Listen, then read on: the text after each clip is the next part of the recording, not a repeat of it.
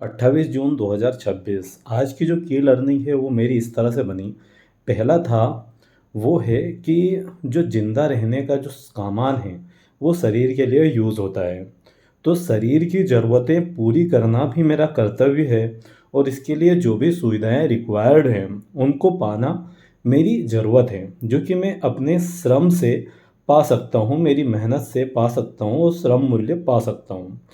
फिर आगे पता चला कि जो मानव शरीर मेरे को मिला है, इसका भी सदुपयोग करना मेरी ज़वाबदारी है। केवल इसको मेंटेन ही नहीं करना है, बट एक्चुअली ये मेरे को क्यों मिला है, उस पर्पस की ओर भी आगे बढ़ना मेरी ज़वाबदारी है, तो वो भी मेरे ध्यान में रहना चाहिए। फिर लगा कि जो संवेदनशीलतावश मैं केवल शरीर सापेक्ष सोच पा रहा था, वहाँ पूर्ण नहीं है, क्योंकि संवेदनशीलतावश कई लोगों ने अपनी पूरी संपत्ति का भी न्यौछावर किया है, अपना सब कुछ लुटा दिया, पर संवेदनशीलतावश मुझे वो तृप्ति नहीं मिलती है जिसकी तलाश मुझे है। उसके लिए मुझे समझदार होना ही पड़ेगा, मुझे समझना ही पड़ेगा और संज्ञानशीलतावश मुझे जीना पड़ेगा। तो मेरी यहाँ पर क्लैरिटी बनी।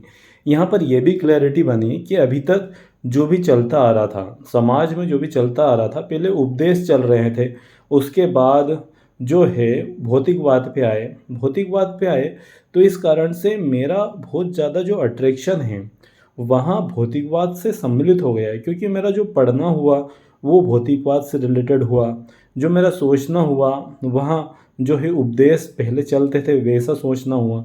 तो अभी जो मैं अभी पढ़ रहा हूँ उसमें थोड़ा-सा मेरे को ऐसा लगता है, डाउट आता है। बट फिर सोचने जाता हूँ, फिर लगता है कि एक्चुअली क्यों वो नहीं चल पाए। मेरे विचारों को खुलापन नहीं मिला। मेरे को जो लॉजिक आए उनकी तृप्ति नहीं मिली, इस कारण से मैं आगे बढ़ता जा रहा हूँ। तो यहीं पे समझ आया कि हर घाट घाट से मिलके समुद्र तक नदी पहुँचती है। तो ये घाट-घाट थे।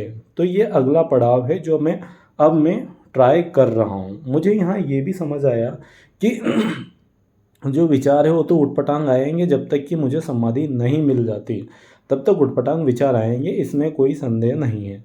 और मुझे अंदर से ये भी सैटिस्फैक्शन हुआ कि यार मैं बार-बार इसमें उलझ जाता हूँ, क्यों मेरे हिसाब से काम क्यों नहीं कर रहा है।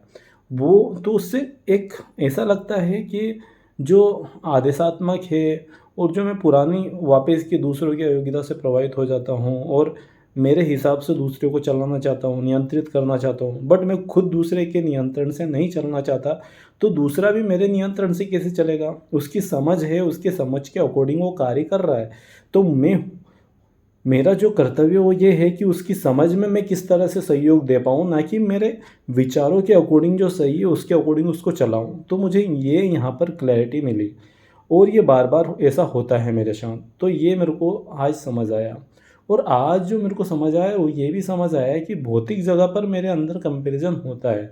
जैसे किसी ने किसी पोस्ट के लिए अप्लाई कर दिया, मैंने पोस्ट के लिए अप्लाई नहीं किया, किसी को पुरस्कार मिला, तो मेरे अंदर कंपैरिज़न होता है। तो कंपैरिज़न अब कम होता है, पर होता है तो वो दिखाई देता है, उसे मैं जज कर पाता हूँ, तो ये भी एक अच्छी बात है। फिर मैं अपनी संवेदनाओं को भी देख पाया कि कब वो उछाल खाती है, उनको देखता हूँ तो कब वो ढीली पड़ जाती है और कब ख़त्म हो जाती है। वो एकदम से जिस तरंग के साथ आती है वहाँ पर मेरे को कन्फ्यूज़न होता है, बट फिर वो धीरे-धीरे जो है कम होती जाती है जब मैं उनको समझना स्टार्ट कर देता हूँ। तो ये कुछ लर्निंग है जो कि आज मैंने खुद को देखा, उससे मेरी समझ बनी।